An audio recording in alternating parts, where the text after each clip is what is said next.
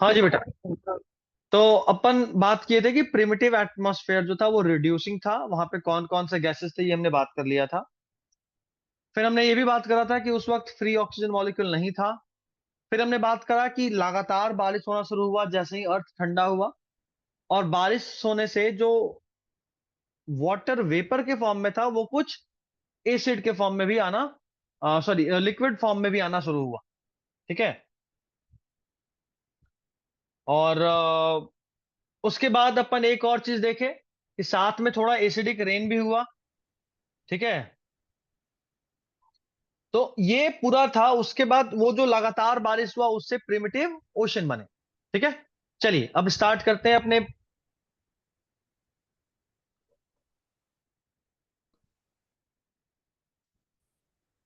अब स्टार्ट करते हैं अपने आगे के क्लास से, है ना। अभी तक का जो भी था वो तो हो गया। Now let's move on to the forward part, आगे बढ़े।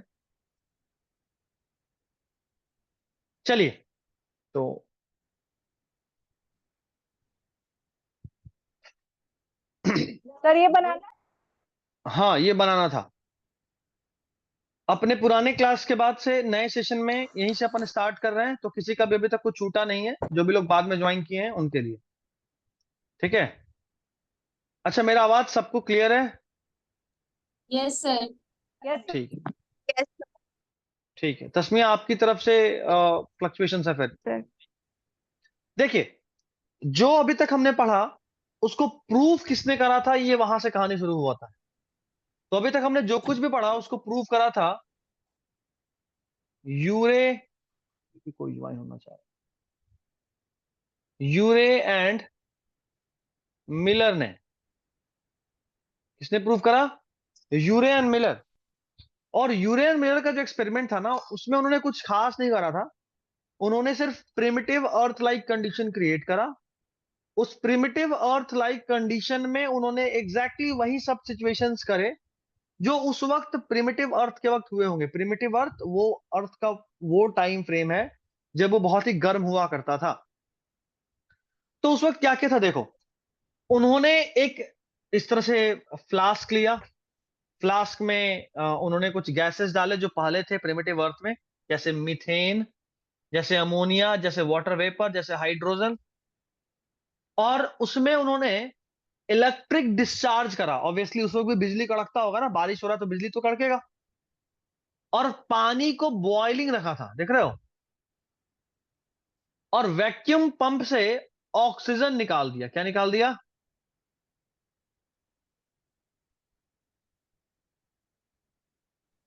सारा ऑक्सीजन निकाल दिया।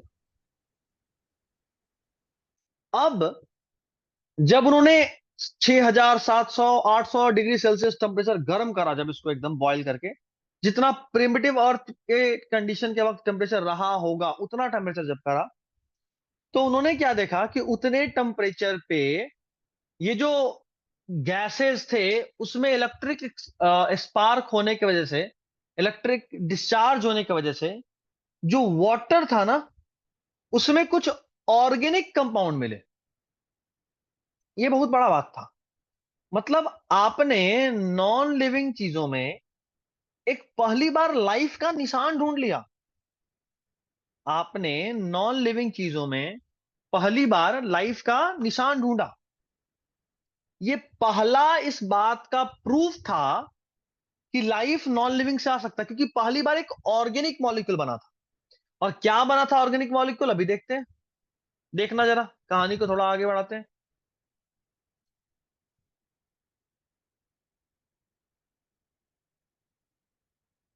ये देखो, मिलर ने वैसा ही कंडीशन क्रिएट करा।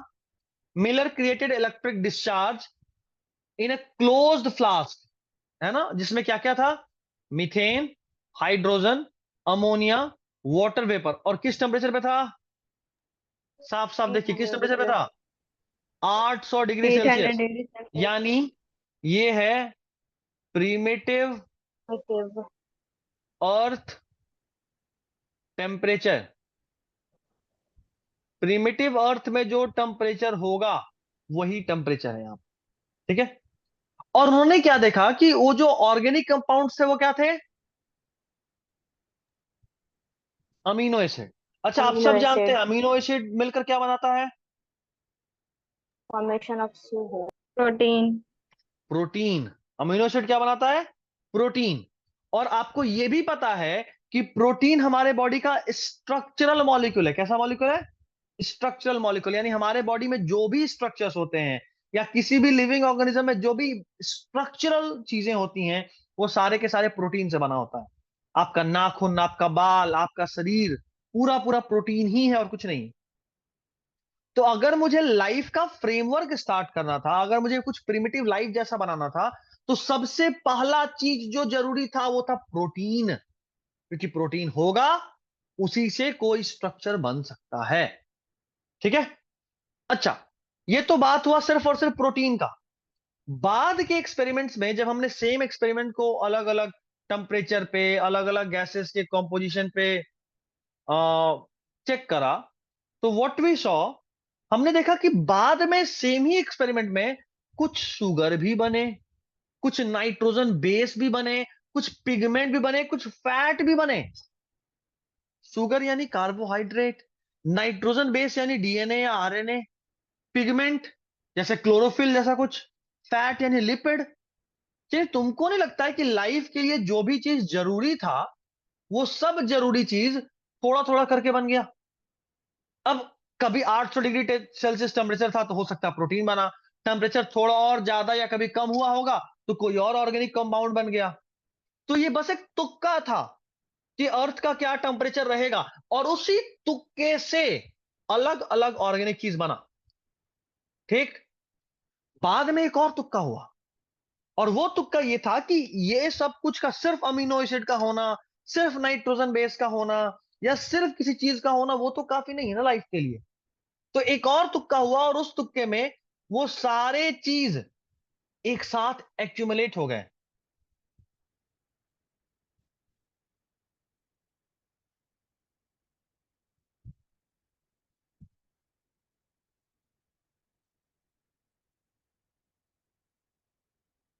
ठीक है। एक सवाल और जो नीट के पॉइंट ऑफ व्यू से बहुत इंपॉर्टेंट है, वो ये है कि जो वो एक्सपेरिमेंट हुआ था यूरेन मिलर का, उसमें गैसेस का रेशियो क्या था? तो देखो, उसको हम याद करें 212, इस रेशियो में गैसेस थे।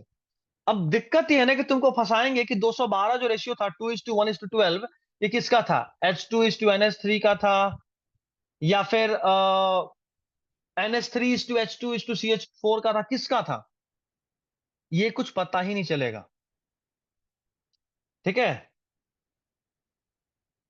तो इसीलिए इसका ट्रिक हम क्या बनाए हैं? इसका ट्रिक है कि देखो, इसमें कितना मॉलिक्यूल?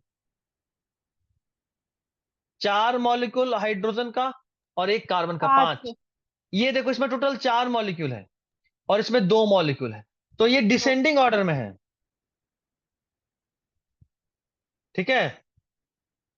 इतने के बावजूद यहां पे ये इशू, मतलब सॉरी, इतने के बावजूद आपको ये याद रखना होगा कि एग्जैक्टली रेशियो क्या था। क्योंकि कई बार ये 212 के बदले चीज बदल देता है। कई बार पूछेगा NH3:CH4:H2 का बताइए। ठीक है। तो रेशियो आपको याद रखना है। यहां तक तो हो गया। चलिए, अब ज्यादा कॉम्प्लेक्स नहीं है चीज, अब चीज सिंपल हो जाएगा। क्या क्या बना था उसका एक लिस्ट है, देख लीजिए। एलेनिन, एस्पार्टिक एसिड और ग्लाइसिन, ये 3 अमीनो एसिड बने थे, जिसको याद रखने का तरीका है आग। रहेगा याद आग? तो आग was the 3 amino acid, alanine, aspartic acid और ग्लाइसिन। बाकी fatty acid, glycerol, simple sugar और नाइट्रोजन बेस। ठीक है। यस। अभी भी कुछ बच्चे ट्राई कर रहे हैं भाई साहब, गजब। या तो भयानक नेटवर्क इशू है, या पता नहीं क्या है फिर। खैर, तो ये सारे चीज थे, amino acid, fatty acid, glycerol, simple sugar और नाइट्रोजन बेस। इतने सारे चीज उनको बात बात के अलग अलग एक्सपेरिमेंट में मिले थे। और मेरे ख्याल में ये सारे चीज ही काफी है लाइफ के लिए, है ना?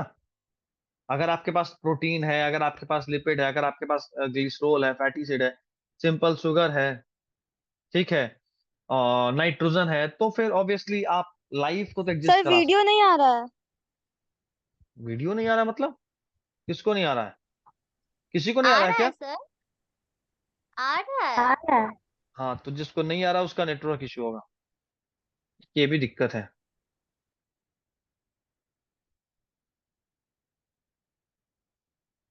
अनुष्का क्लास में बेटा आपका मेल आईडी गलत था, आपके मेल आईडी पे मेल ही नहीं जा रहा है।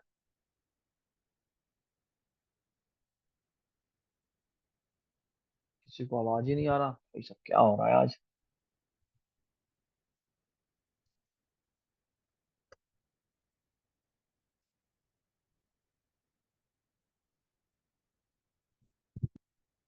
लोग वेटिंग रूम में भी हैं, क्या हो रहा है? नेटवर्क बहुत भयानक वीक है कुछ लोगों का। सर सब कुछ क्लियर है। बोल रहे हैं कुछ लोगों का नेटवर्क बहुत ही वीक है, सबका बात नहीं कर रहा। नेक्स्ट, चलिए, तो अपन बायोजेनी की तरफ बढ़ते हैं। बायोजेनी क्या था? बायोजेनी में ये जो सारे मॉलिक्यूल्स बने थे वो आपस में इंटरैक्ट करेंगे, इंटरैक्ट करके लाइफ बनाएंगे, ठीक है। लाइफ का शुरुआत यहीं से होगा। जो सिंपल मॉलिक्यूल थे, जैसे ग्लूकोज थे, जैसे अमीनो एसिड थे, वो सिंपल सिंपल मॉलिक्यूल आपस में जुड़कर बड़े बड़े मॉलिक्यूल बनाएंगे। बड़े बड़े मॉलिक्यूल बोले तो जैसे बहुत सारे अमीनो एसिड जुड़कर बना दिए प्रोटीन, बहुत सारे ग्लूकोज मिलकर बना दिए कार्बोहाइड्रेट, है ना। इस तरह से micro molecules combine to form macro molecule. इन एग्रीगेशन से जो बहुत सारे पॉलीमर्स बने थे, खासकर जो बहुत सारे प्रोटीन बने थे, अभी अभी आपको बताया था कि बॉडी का स्ट्रक्चरल फ्रेमवर्क प्रोटीन होता है, तो जहां कहीं भी कुछ बनना होगा वहां प्रोटीन तो होगा होगा, ठीक है। तो ये जो एग्रीगेशन था जिससे प्रोटीन बना था, उससे एक स्ट्रक्चर बना जिसको अपन बोलते हैं कोजरवेट या माइक्रोस्फेयर। क्या बोलते हैं?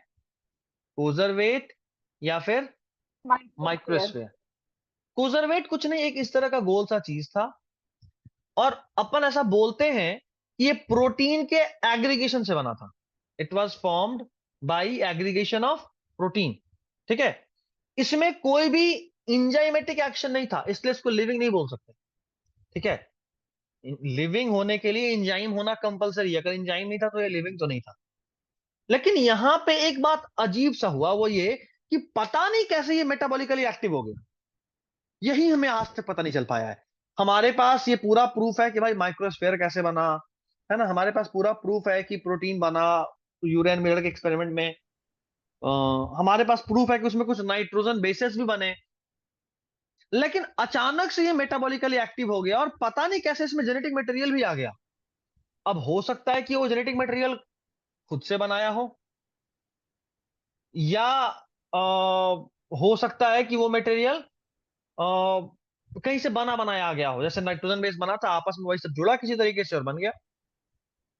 और ये भी हो सकता है कि यूवी रेडिएशन के वजह से बना हो, क्योंकि UV radiation was the source of energy, है ना, यूवी रेडिएशन से बना हो।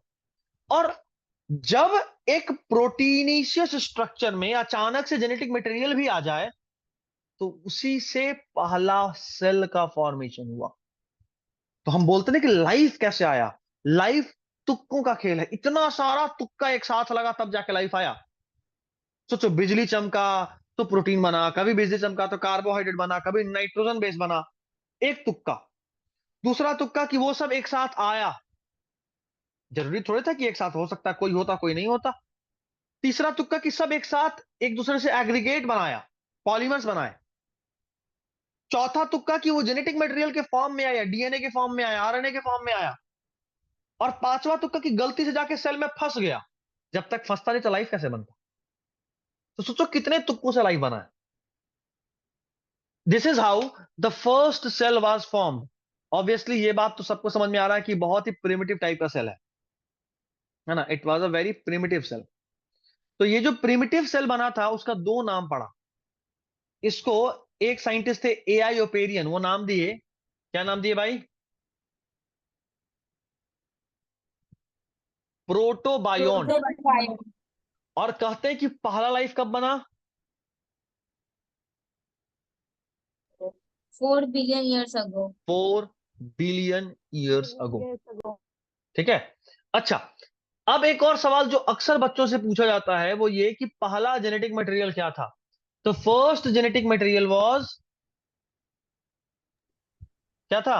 Nucleic acid. RNA. RNA. RNA. DNA बाद में बना है, डीएनए केम लेटर। Later. याद रखिएगा, बहुत इंपॉर्टेंट है ये। The first genetic material that came into existence was RNA, DNA came later.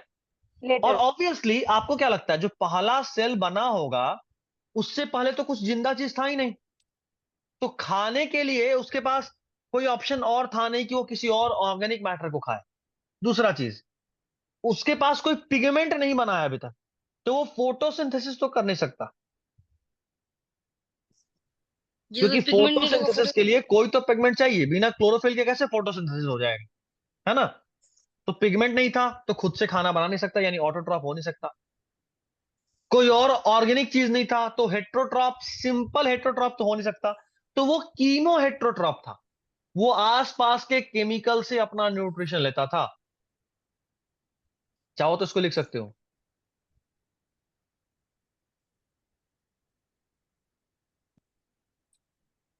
किससे लेता था न्यूट्रिशन? आसपास के केमिकल से। ये बात इंपॉर्टेंट है, याद रखिएगा। ठीक है। तो फर्स्ट लाइफ, प्रोटो सॉरी पहला जो जेनेटिक मटेरियल था दैट वाज आरएनए, डीएनए बाद में आया। और जो पहला सेल था वो फोटोट्रॉप नहीं था, वो हेट्रोट्रॉप था। और हेट्रोट्रॉप में भी कीमो हेट्रोट्रॉप था, वो आपको याद रखना होगा। ठीक है, चलिए तो हटा देते फटाफट से लिख तो लीजिए, chemotroph took nutrition from chemical and then will move forward. चलिए आगे बढ़ते हैं। कॉग्नोजेनी। कॉग्नोजेनी में कुछ नहीं, अभी तक जो प्रिमिटिव सेल बना था ना, अब वो डाइवर्सिफाई करेगा।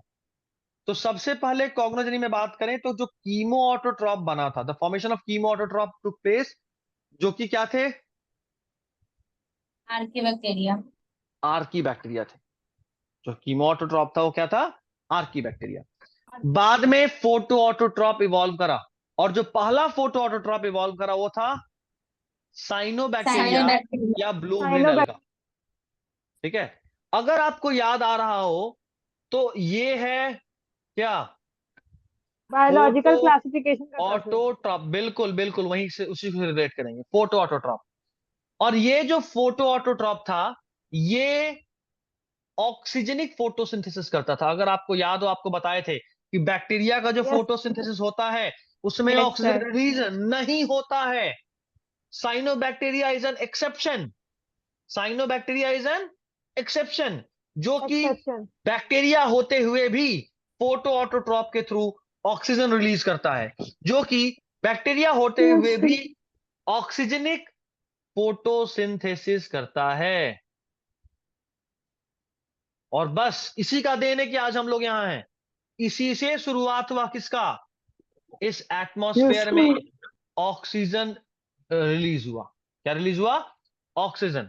ठीक है, और ऑक्सीजन रिलीज होने की वजह से जो रिड्यूसिंग एटमॉस्फेयर था that converted into oxidising atmosphere. Oxidizing. ठीक है, रिड्यूसिंग से कैसा हो गया? ऑक्सीडाइजिंग। तो अब क्या हुआ कि एक नए तरह के ऑर्गेनिज्म के डेवलपमेंट का रास्ता खुल गया। अभी तक सिर्फ ऑटोट्रॉप्स डेवलप कर सकते थे, कीमो ऑटोट्रॉप या कीमो हेट्रोट्रॉप, है ना? ये पहला फोटो ऑटोट्रॉप बना। फोटो ऑटोट्रॉप ऑक्सीजन रिलीज करना शुरू किया तो ऑक्सीडाइजिंग एटमॉस्फेयर हो गया। तो अब वैसे ऑर्गेनिज्म डेवलप कर सकते थे जो एरोबिक हो। अभी तक एरोबिक नहीं चलेगा क्योंकि ऑक्सीजन ही नहीं था। इससे पहले जो भी ऑर्गेनिज्म थे वो एनएरोब थे, जो हम लोग पढ़ते हैं किसमें, अगर आपको याद आ रहा हो, आर्की बैक्टीरिया भी सब के सब ऐसा ही ऊट पटांग जगह पर रहता था। याद है, सबसे प्रिमिटिव बैक्टीरिया है। कोई यस सर। वोल्केनो में, कोई जानवर के Hot गट में, spring. हाई एसिडिक में। में, है ना? Yes sir. हाँ यस। जी, Yes. तो वो सब उतने पुराने हैं। Methanogen. बिल्कुल, मिथानोजेंस, हेलोफाइल, थर्मोसिडोफाइल्स, है ना? तो आज के Yes, sir. समय में इतना सारा कुछ हो जाने के बाद अभी का जो एटमॉस्फेयर है दैट इज ऑक्सीजनिक, और ऑक्सीजनिक एटमॉस्फेयर ही मॉडर्न एटमॉस्फेयर है। कैसा एटमॉस्फेयर है? Modern atmosphere. Modern modern. ठीक, चलिए कॉग्नोजेनी का बात खत्म करते हैं मॉडर्न। और अब अपन एंटर करते हैं अच्छा कीमोजेनी हो गया, बायोजेनी हो गया और कॉग्नोजेनी भी हो गया, तो मॉडर्न एटमॉस्फेयर अपन समझ गए। चलो यहां से तो एक नया Sir. टाइप ही शुरू होता, रुक जाओ एक मिनट, यहां से तो नया चीज ही शुरू हो रहा है, types of evolution. I believe कि इसको अपन अब नेक्स्ट क्लास में ही करें तो बेहतर है।